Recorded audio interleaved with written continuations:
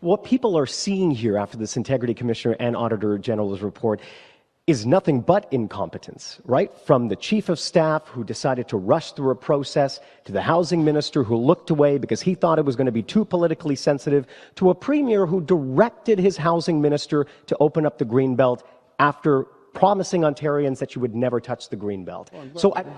But Premier, okay. At what point do you take personal responsibility here, and how are people to have trust in your leadership? Well, thank you for that, Colin, and I'm sure you just walked down the street from your home, that you have a home. But do you know how many people don't have a home, Colin?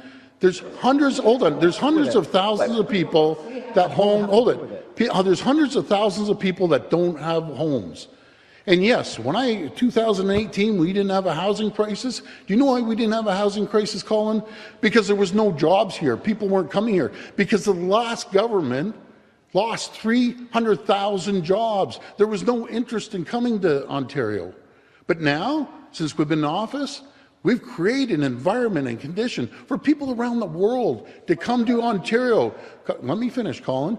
To come to Ontario. When we have a housing crisis, I have two options, Colin. I sit back like the other government did and let the whole province fall apart, or we move forward and we build homes.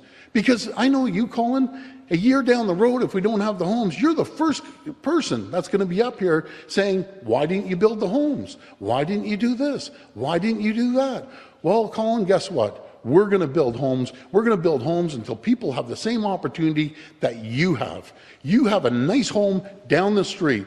But guess what? There's hundreds of thousands of people that don't have your opportunity, that don't have the good paying job that you have.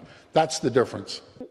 I think, to follow up on Colin's question, I don't think that people love the idea of you attacking reporters for where they live. I don't have a home, and I think it's the same. It's the same thing. How can people have confidence in your government when we see gross incompetence reported both by the Auditor General and by the Ethics Commissioner now about the way that this process was delivered, and you say the buck stops with you, and really there's no change made on the part of the government that the public sees? Siobhan, first of all, I've been dealing with Colin for 10 years. I give him the utmost respect, and it works both ways. You don't attack me, I don't attack him, but you know something? We've known each other for 10 years. Do we see eye to eye on things some days? Yes, some days we don't. So I'm sorry if I offended his feelings.